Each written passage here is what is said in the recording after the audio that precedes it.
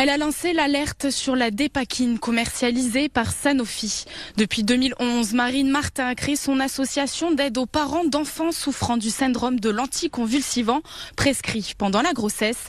Aujourd'hui, cette association accompagne plus de 6500 victimes en France. Marine Martin intervient régulièrement à l'Assemblée nationale et au ministère de la Santé et elle est citée dans un nouveau livre, Les Résistantes. Nous la retrouvons au siège de son association à Poyestre, dans les Pyrénées-Orientales. Marine Martin, bonjour. Bonjour. Depuis 2011, vous vous battez pour dénoncer les effets des anticonvulsivants, notamment la dépakine qui était prescrite aux femmes enceintes pour des cas d'épilepsie ou de troubles bipolaires. Tout d'abord, pourquoi menez-vous ce combat ? Tout d'abord parce que je suis la première concernée, je suis la maman de 2 enfants atteints, surtout mon fils Nathan, né en 2002, avec à la fois des malformations physiques et des troubles neurologiques graves comme l'autisme.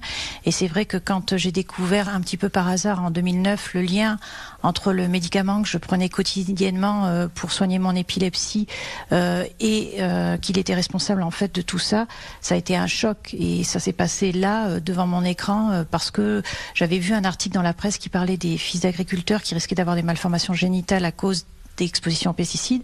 Et en fait, il avait ces malformations-là. Et je me suis dit, quand même, il y a tous ces troubles neurocomportementaux, c'est trop de malchance pour être honnête. Et c'est comme ça qu'en cherchant sur Internet, j'ai découvert le lien entre la dépakine et les problèmes qu'il avait. Et pour moi, ça a été un choc parce que dans la notice du médicament, aucune information n'était donnée. Concrètement, quelles ont été les incidences de ce médicament sur les femmes enceintes et notamment sur les enfants ? En fait, donc, il crée des malformations dans 10,7% des cas, donc malformations du crâne, du cœur, des parties génitales, des membres également. Donc ça peut être très important et occasionner des opérations. Enfin, ça a été le cas pour mon fils, mais pour plein d'autres enfants. Et puis surtout, dans 30 à 40% des cas, ça crée des enfants autistes avec des troubles aussi dysphasiques, dyscalculie, tout ce qu'on voit aujourd'hui en ce moment. Et on se demande toujours pourquoi ça c'est en telle augmentation. Et personne n'avait fait la relation jusqu'à ce que je découvre les documents scientifiques sur Internet, en fait. Comment on aide les familles des victimes au sein de votre association, la PESAC ?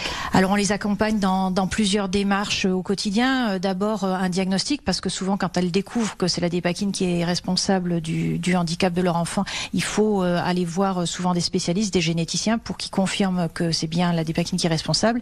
Et on les envoie également, on les aide pour prendre en charge au quotidien les enfants vers des spécialistes. Et malheureusement, ils sont encore peu nombreux à savoir comment s'occuper et comment les prendre en charge au quotidien. Et puis, on les accompagne également dans les demandes de réparation. C'est-à-dire que depuis 2012, il y a des procédures au civil qui ont été entamées à l'encontre du laboratoire Sanofi, justement le producteur de la dépakine, pour la tromperie, finalement, au niveau de l'information qui était contenue dans la notice.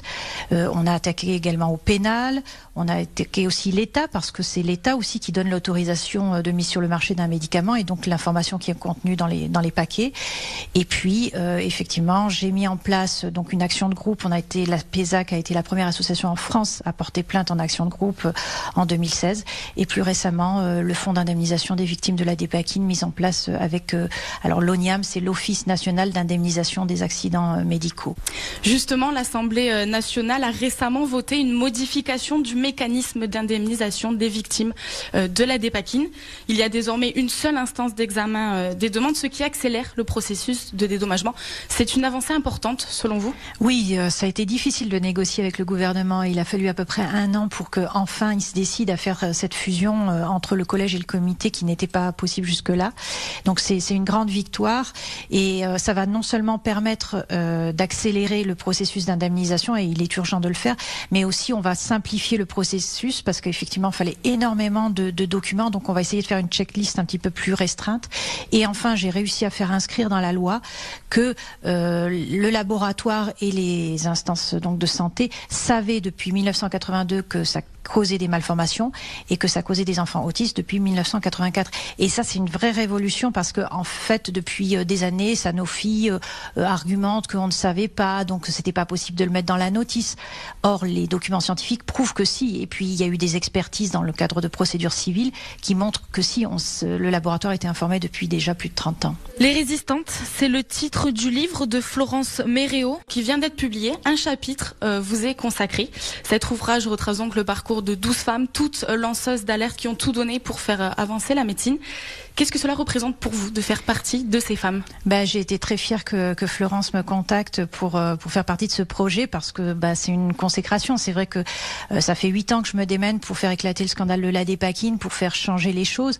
Mais c'est une certaine reconnaissance qu'un auteur, et puis c'est aussi une journaliste du Parisien, me consacre un chapitre. J'en suis fière et je la remercie. Quelle est la suite maintenant pour vous, pour votre combat? Veiller à ce que l'indemnisation se passe correctement. Donc prochainement, les décrets d'application de cet amendement voté par Madame Buzyn vont être écrits. Donc je vais retravailler avec le ministère de la Santé pour la rédaction, notamment la nomination des nouveaux experts qui vont être nommés, parce que jusque-là, ils ont été très malveillants à l'égard des victimes et proposer des indemnisations ridicules. Et donc vont arriver de nouveaux experts et je vais y participer dans le cadre de la nomination de ceux-ci. Merci Marine Martin. Je vous remercie.